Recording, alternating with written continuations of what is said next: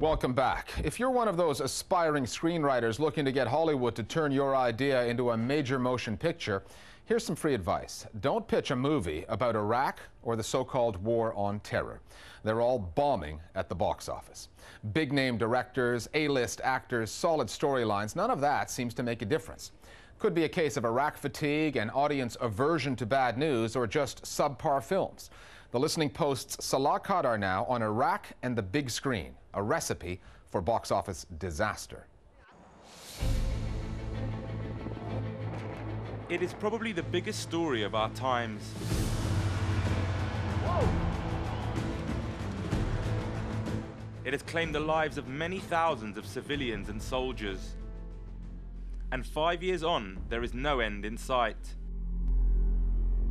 But Iraq and the war on terror have so far failed to take Hollywood by storm. You've seen films, for example, Lions for Lambs and The Valley of Elah, Rendition, Redacted.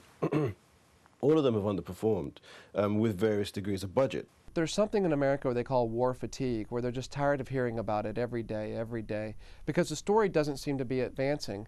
So is the subject matter keeping audiences away, or are these just inherently bad movies? I mean, what are we doing here? A film like Brian De Palma's Redacted is very much a sense of an aggrieved and flamed filmmaker wanting to show the horrors of war. Now, it's a deeply flawed movie, which is, I think, one of the reasons why a film like that, for example, didn't get an audience. It's this kind of collage of user-generated content and faux documentary styles, and it's not that interesting to see on the big screen. Sir, I regret to inform you that a body was found last night. In The Valley of Elah is a more mainstream film about a father's quest to find his son when he goes missing after a tour of duty in Iraq. But the movie still failed to attract an audience, taking a meager $130,000 in its opening weekend, compared to director Paul Haggis's earlier film Crash, which netted $9 million. Paul Haggis made a really wonderful film about Iraq. I thought it was very moving and very powerful. Both of my boys, you could have left me one.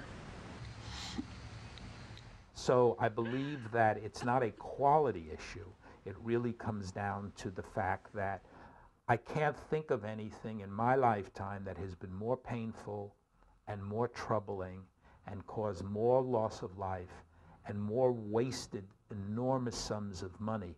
Even the presence of big-name stars could not save Robert Redford's film about the war on terror from bombing at the box office. It was an atypical role for Tom Cruise. He wasn't doing what his audience usually expects him to do. He wasn't saving the day. We simply cannot allow their form of evil and terror to spread. Through precise military action, we will take the essential first step. It's very difficult when you have a very murky, complicated political scenario to be able to offer audiences clean-cut heroes and villains. And particularly when we've had issues such as Abu Ghraib and Guantanamo, the kind of notion of who the hero is has been muddied beyond normal kind of reasons.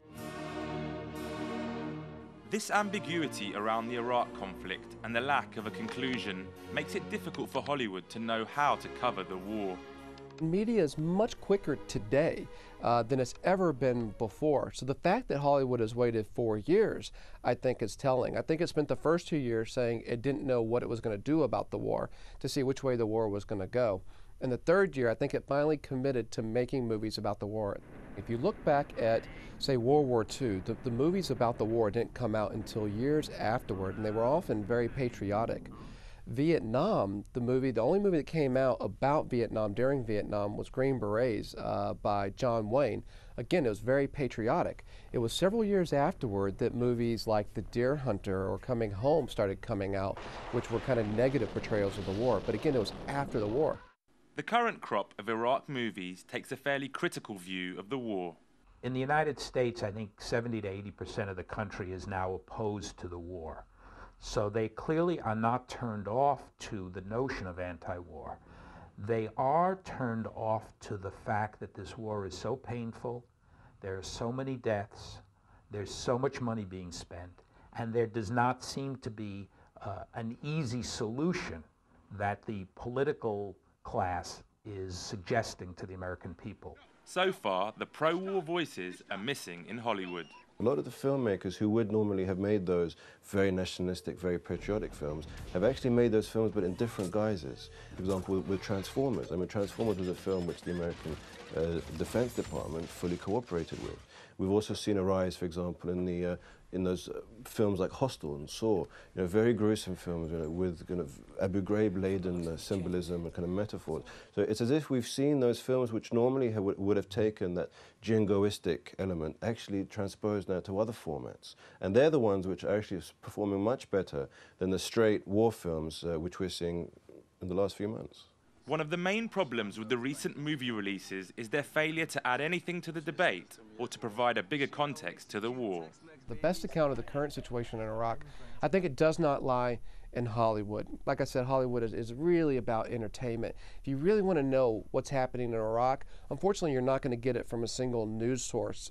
I really think it's up to the news consumer to try to get their news from as many different sources as possible. So from Al Jazeera reporting there, from some of the American nets reporting there, I'd really get on the internet and look at the blogs of the soldiers themselves. The more media sources you have, I think the better picture you'll get of what's actually happening at the war. Ultimately, Iraq is a depressing war with no end in sight, whereas audiences look to the cinema for entertainment and escapism. The fact that people are not paying a lot of money to see the movies around Iraq with actors portraying real events reflects the fact that we're not ready to go into fiction or fantasy land. Mainstream audiences, certainly in numbers, going to go see a film, they want to leave that movie having been moved, having been made feel a little bit better.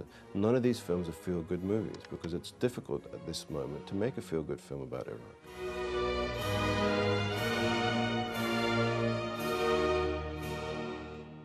More Global Village Voices now on the box office flops.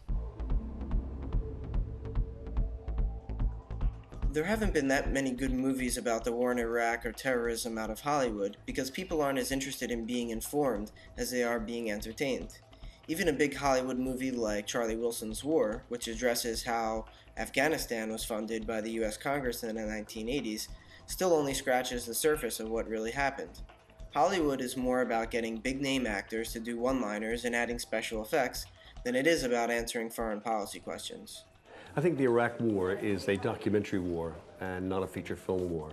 I think the reason that a number of films, quite a few films, have failed, been unsuccessful at the box office is not so much because they are critical failures or bad films, but it's to do with the way the American audience actually goes to see films. It's very, very rare that they go see a film because of its political message or because it's providing some real insight into culture or society. Hollywood likes stories that have beginnings and endings, and the war in Iraq doesn't have an ending yet. When it came to Vietnam, it took them at least a couple of years before films like The Deer Hunter appeared. In the case of Iraq, we've seen kind of minor attempts to go at it with films like Grace is Gone and In the Valley of Elah, but it hasn't really attracted big-name directors and big-name stars. And when it does, I think we'll be in a better position to judge whether or not Iraq captures the American public's imagination. Finally, every once in a while, the World Wide Web gives birth to a phenomenon that's so weird it's difficult to explain. Take Rickrolling, for instance.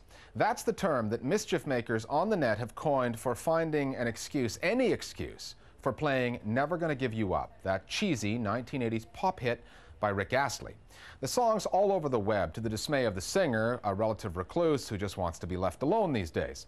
Here's an example of how the tune has rolled into the U.S. presidential campaign. Rickrolled, the Iraq angle, is our internet video of the week. We'll see you next time at The Listening Post. President Bush has talked about our staying in Iraq for 50 years. Maybe 100.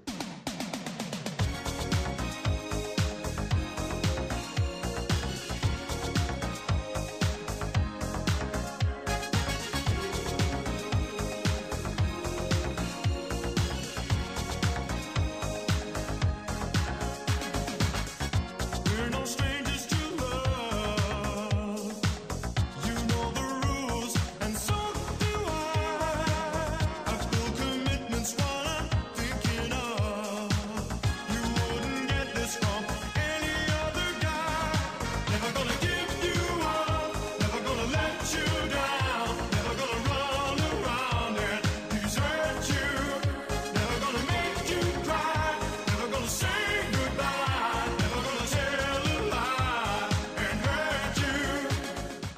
I don't think Americans are concerned if we're there for 100 years or 1,000 years or 10,000 years.